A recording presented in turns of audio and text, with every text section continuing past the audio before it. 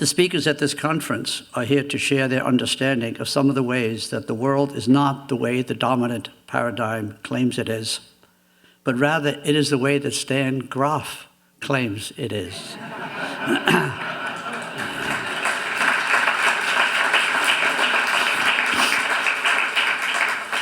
So we turn now to Rick Tarnas, a person who knows and has exquisitely described to the ordinary world the reality of the non-ordinary world. Rick?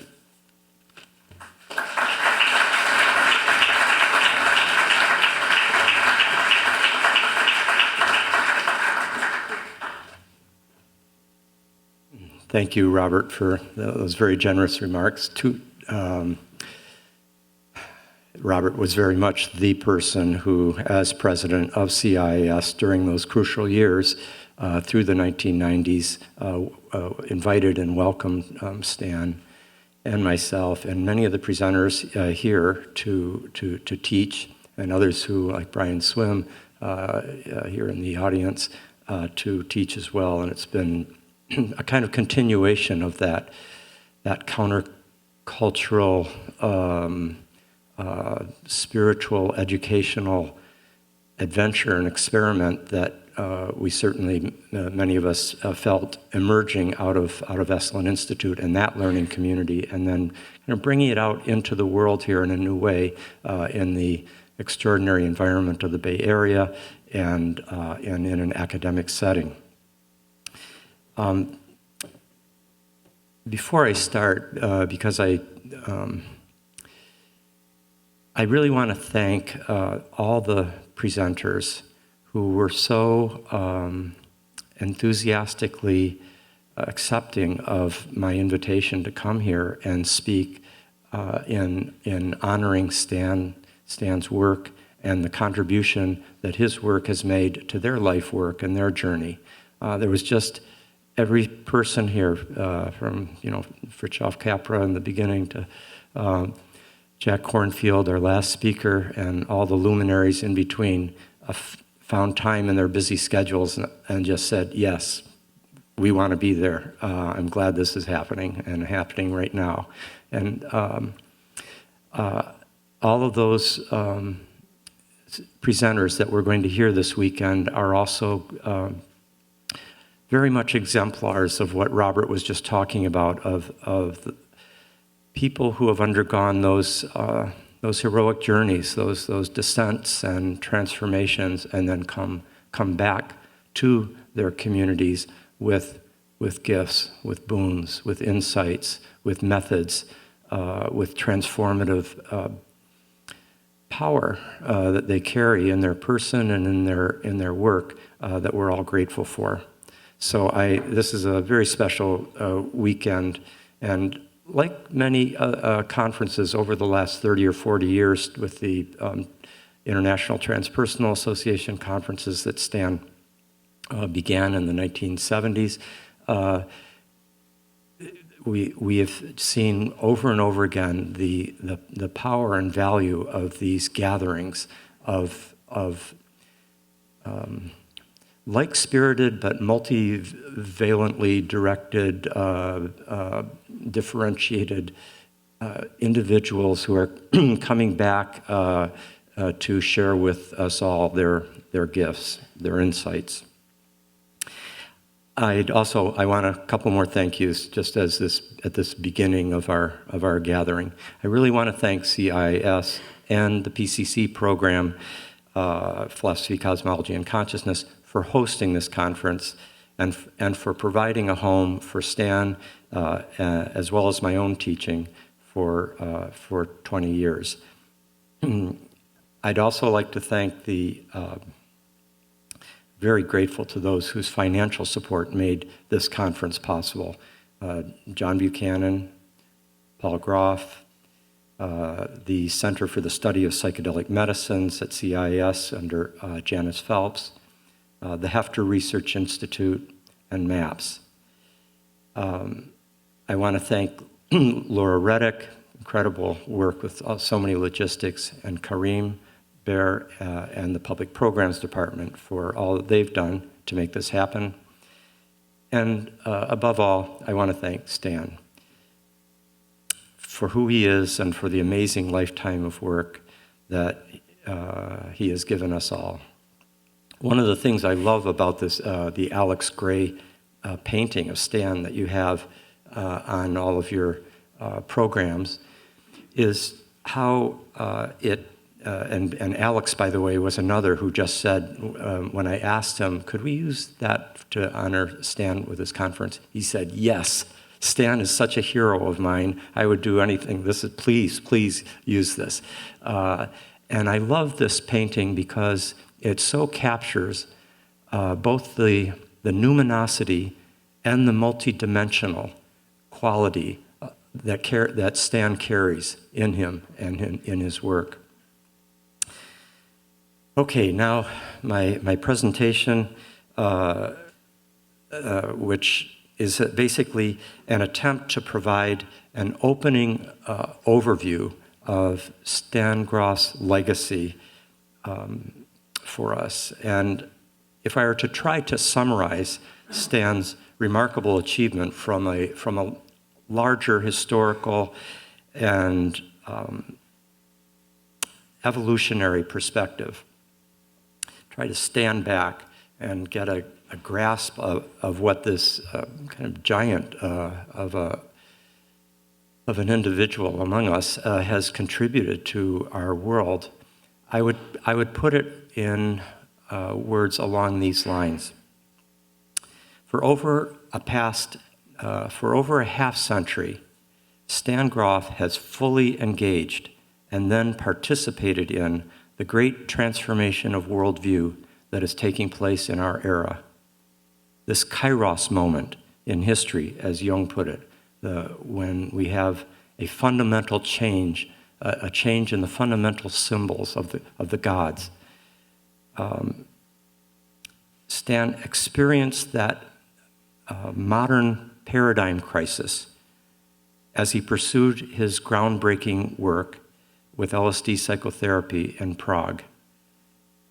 More precisely, he experienced that crisis both within himself, trained within classical psychoanalysis and a reductively materialistic science, and he also experienced it within the practical urgencies of his therapeutic work. And out of this crisis, he brought forth a radically expanded map of the human psyche, as well as an extraordinarily powerful new approach to psychotherapy. And he thought through the connections of all this with many other important intellectual and spiritual currents of our time to help face our planetary crisis.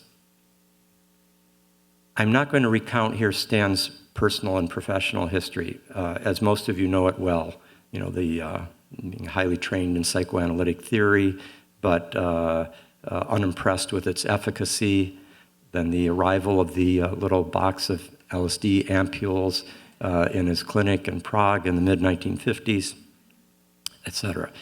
Because I want to use my time here to try to summarize more the outcome of that history, its significance, and to trace what made that outcome possible. First, Stan brought a particular attitude towards the psyche that shaped both his therapeutic methods and the map of the psyche that emerged. That attitude was one of deep respect for and radical openness to the mystery of the psyche, to its seemingly infinite depths and plenitude. He had a trust in the unconscious. And this trust allowed him to be more of a midwife, like a psycho-spiritual. We have to remember to turn off our cell phones. This allowed him to be more of a psycho-spiritual somatic midwife rather than a controlling obstetrician. That was the obstetrician's phone call right there.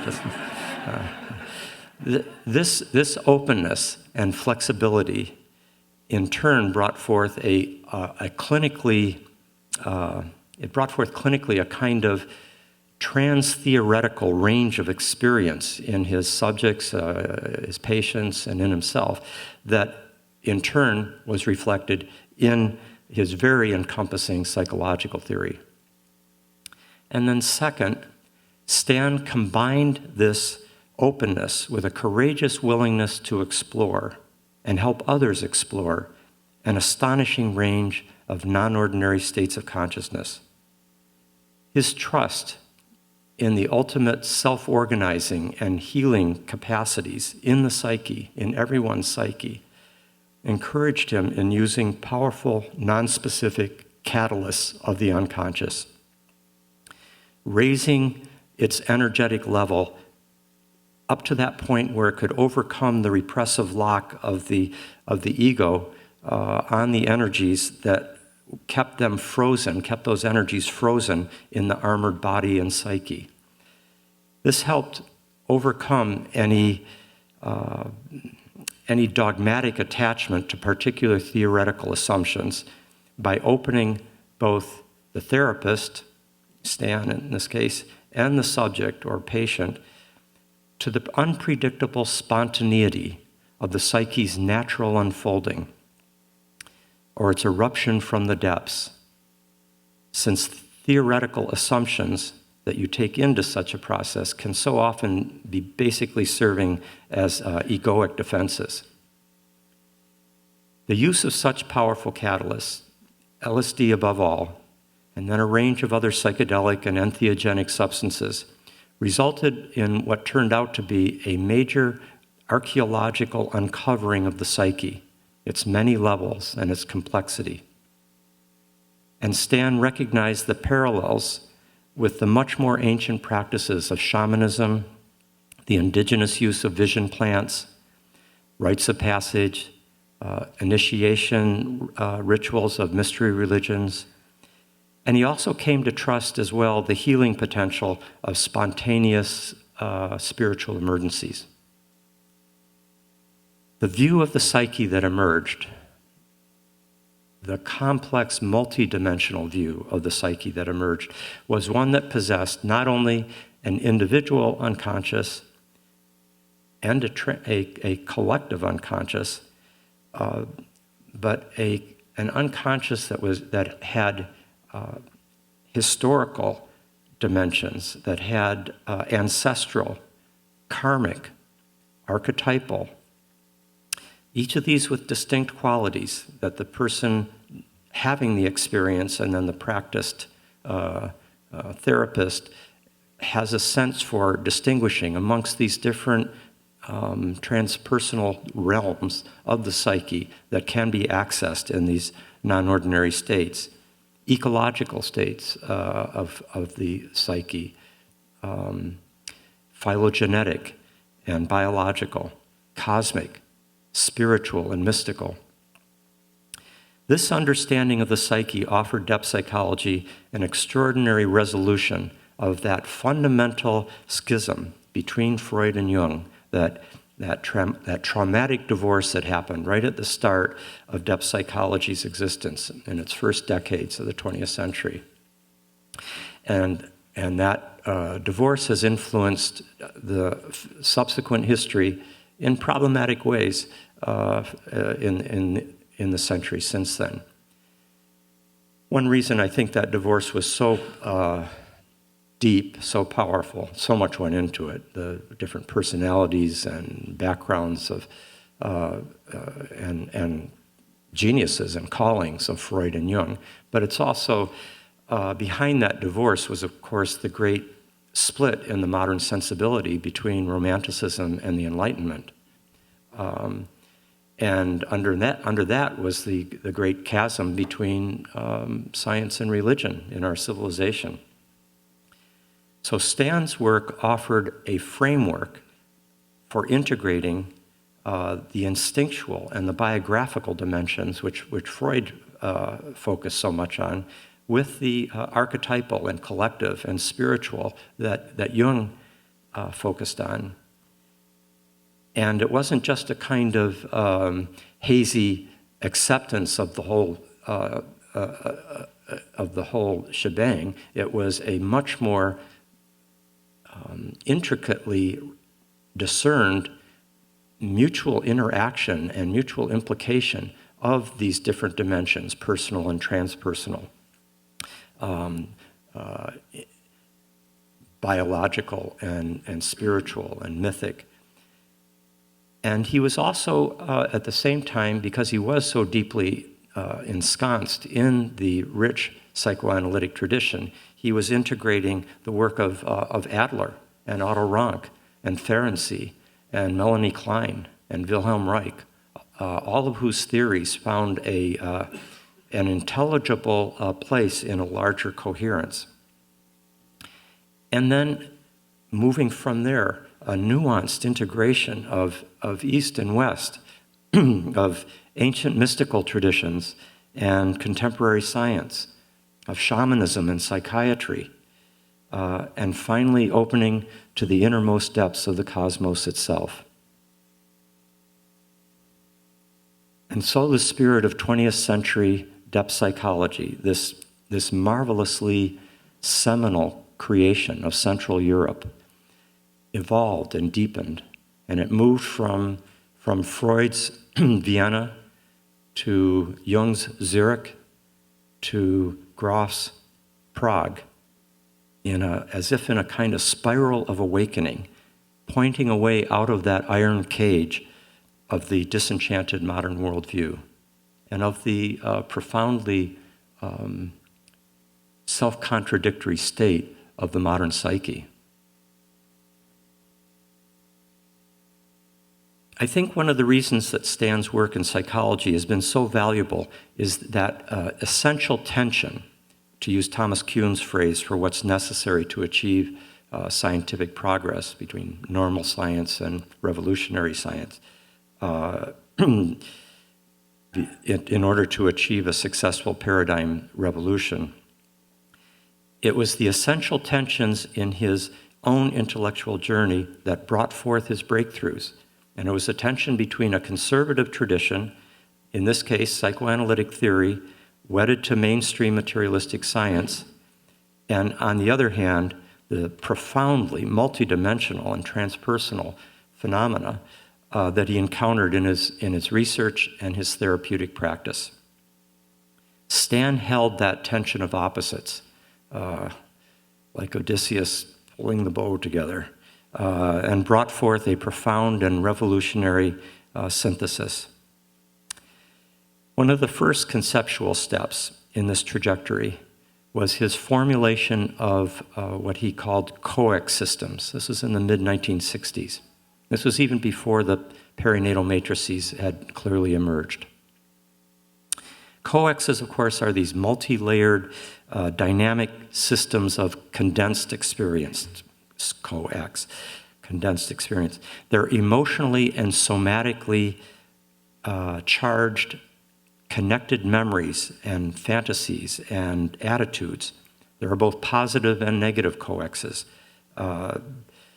that are connected in the unconscious by similar themes. For example, abandonment or loving, happy merging experiences, or constriction or guilt. And in a complex recursive way, in a kind of recursive interaction with life, the way we perceive and then act towards others and towards the world, towards the environment, that elicits appropriate responses, and that confirms our initial assumptions. So there's this kind of feedback loop that happens if we enter the world with certain powerful these coex systems, which are tied to archetypal complexes and are grounded in many biographical experiences of a similar sort. These coexes seem to accumulate psychic and somatic power, and they draw more and more energy and new events and memories and beliefs into them, like a kind of snowballing effect happens. And that creates when they're negative coexes, that creates greater armoring and psychosomatic structures. But these coex also entail greater therapeutic power when they're abreacted and integrated in experiential therapy and in non-ordinary states, forms of therapy that use non-ordinary states where they can be accessed and brought up to the surface of consciousness and released. Stan brought a greater focus than psychoanalysis ever had before onto the importance of physical traumas and accidents and illnesses, and how these somatic experiences have emotional and psychological consequences. And he brought a new sense of the archaeological-like precise layering that happens in the course of different periods of life. In the later development of coex theory, Stan began to recognize the perinatal and the transpersonal sources of these coexes. The perinatal, the transpersonal sources that were layers or dimensions in themselves of the psyche. These include like the fetal, the prenatal, karmic, phylogenetic, again, ecological, ancestral, archetypal, cosmic factors. They all feed into the coex and then become part of it at the biographical level. And this brings us to what I think is the pivotal concept of Stan's expanded psychology, and this is the discovery of the perinatal dimension, the encounter with birth and with death at both the most visceral physiological level and at highly philosophical, spiritual, and mythic levels.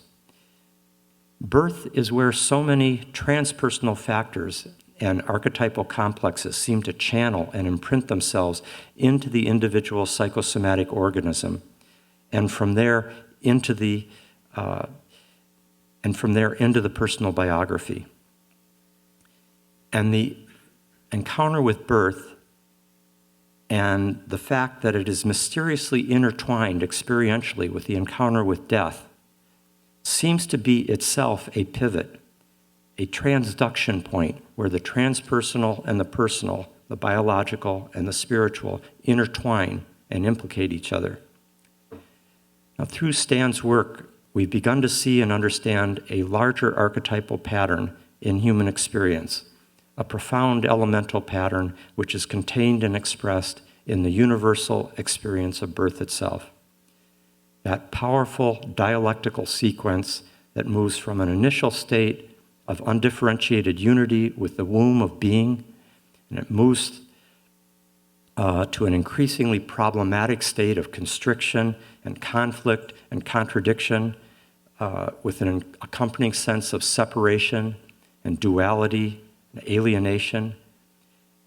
And this culminates finally in the dark agony of ego death, annihilation, followed by an unexpected redemptive liberation that both overcomes and fulfills the intervening alienated state, the differentiation that became a dissociation.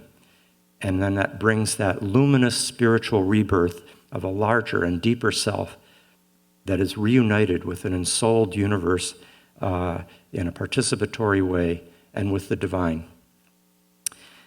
Joseph Campbell, who worked so closely with Stan and was very much part of our life together there at Esalen decades ago, in Hero with a Thousand Faces, he spoke about the mystery rites of catharsis, where the initiate encounters and assimilates the Dionysian principle of dismemberment and destruction and death and the ever self-renewing wellspring of life.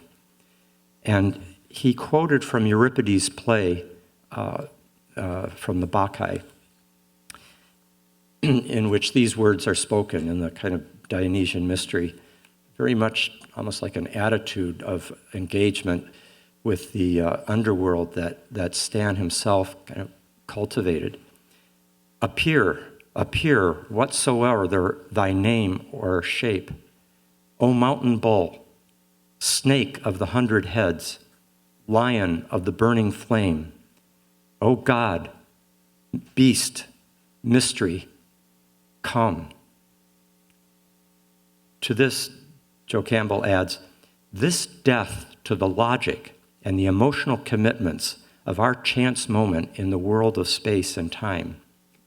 This recognition of and shift of our emphasis to the universal life that throbs and celebrates its victory in the very kiss of our own annihilation. This amor fati, love of fate, love of the fate that is inevitably death, this constitutes the experience of the tragic art, therein the joy of it, the redeeming ecstasy. We can scarcely exaggerate the significance of Stan's discovery of the perinatal sequence, the specific stages, the four matrices, the phenomenology that goes with them, its tremendous power as a threshold of therapeutic healing, the clinically precise architecture of psychopathology that's associated with it, from clinical depression, suicidal impulses, addiction, bipolar disorder, the various specific phobias, sadomasochism, range of psychosomatic symptoms. But the discovery of the perinatal is relevant not only to understanding the underlying structures of the individual psyche. As Bob Schwartz once put it, another friend of Stan's, Stan's work provides answers to questions we didn't even know we had.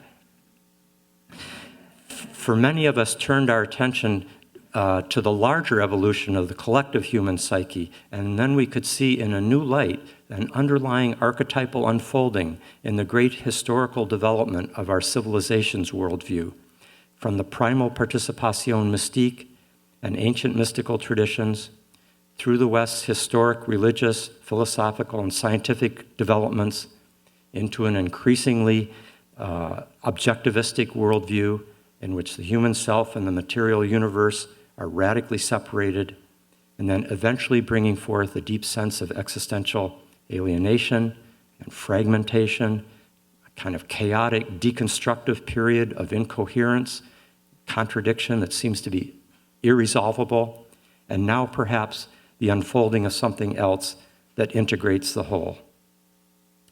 Stan gazed long and hard through his powerful telescope into the inner universe of the human psyche. He engaged and accommodated non-reductively the darkest shadows of human behavior, and yet also the noblest spiritual impulses and high mystical realms, again without reductionism or repression of one or the other. And he showed how interconnected are the heights and the depths.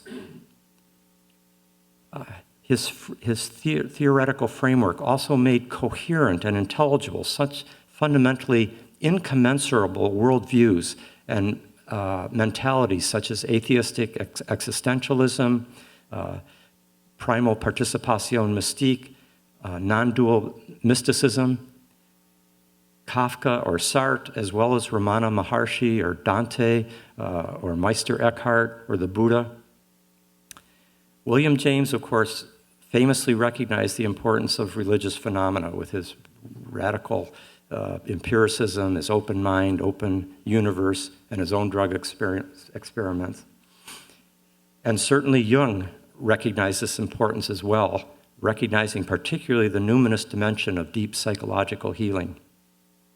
Stan built on both of these pioneers of depth psychology and further enabled by using such powerful catalysts, including later holotropic breathwork, and doing it with so many hundreds of people, even thousands, and with his own intimate knowledge of so many cultures and religions, he brought a new dimension to this integration of psychology and spirituality.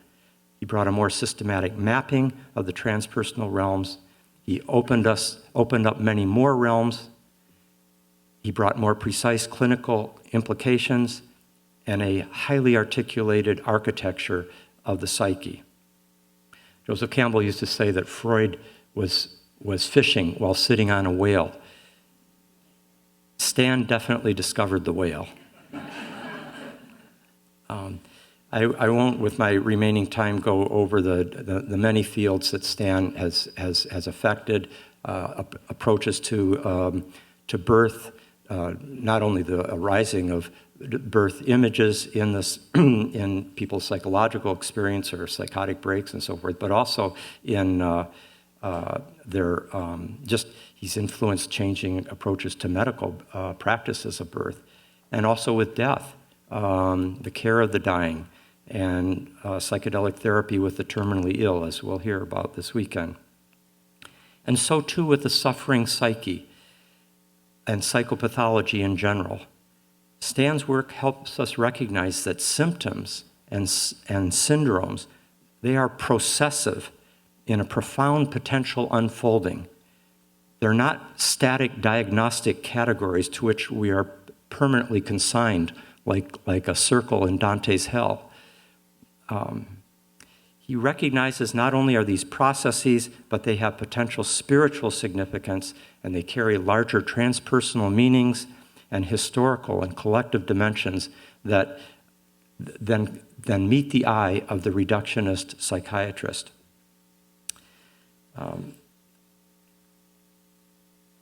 I know Stan would consider it amiss if I don't say just a couple sentences about one other area of his research and teaching that's influenced many and has been a major focus for both of us over the past several decades. And this is the utterly unexpected correlation of psychological conditions and non-ordinary states of consciousness with the movements of the planets, both the archetypal character and the timing. Pioneered by Jung, this recognition of the apparently synchronistic correspondence of the patterns of human experience with the patterns of the microcosm has proved to be immensely helpful in understanding the rich diversity of psychedelic and holotropic experience, but also of the collective and historical dimension. It's led Stan to describe archetypal astrology as the Rosetta Stone of the psyche. As he put it memorably, when we finally found a method that gave us predictive insight into the timing and character of psychedelic sessions, it proved to be as controversial as LSD itself. As Bruno Schultz, the 20th century writer, said, early 20th century, he said, "The floorboards of the soul to which we try to penetrate fan open and reveal the starry firmament." I had one question that I asked Stan at the end of the first lecture that I heard of thousands back at Esalen in 1974. I asked him, what do you do with people who are undergoing really, really bad LSD experiences, where they're caught in that panicky descent? And Stan gave an eloquent answer that off the top of his head, that just witnessed countless experiences and years of clinical wisdom. He just said, the full experience of a negative emotion is the funeral pyre of that emotion. Voila. I mean, like to trust the descent. I think most of us here today can appreciate the extraordinary achievement, heroic would not be too strong a word, that Stan's life work has entailed. To have entered into daily engagement with his patients year and after year with LSD, this volcano of consciousness transformation in a molecule, so unpredictable and so potentially dangerous in unprepared hands, and yet so healing and illuminating and expanding in the proper context. He had no guidebooks or maps to begin with, none more than those old maps that had at the outer edges of the unknown, "Here there be dragons." To have bravely entered the underworld, the depths of the underworld and the heights of the higher worlds, and hold the space for countless others to do so, day after day, year after year. This was courageous work. It was compassionate work. It was skillful in the Buddhist sense, and it was brilliant.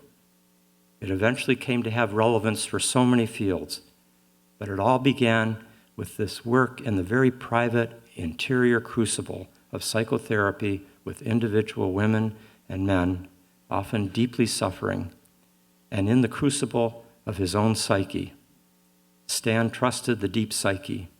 He affirmed the anima mundi. He affirmed everything, all of life and death.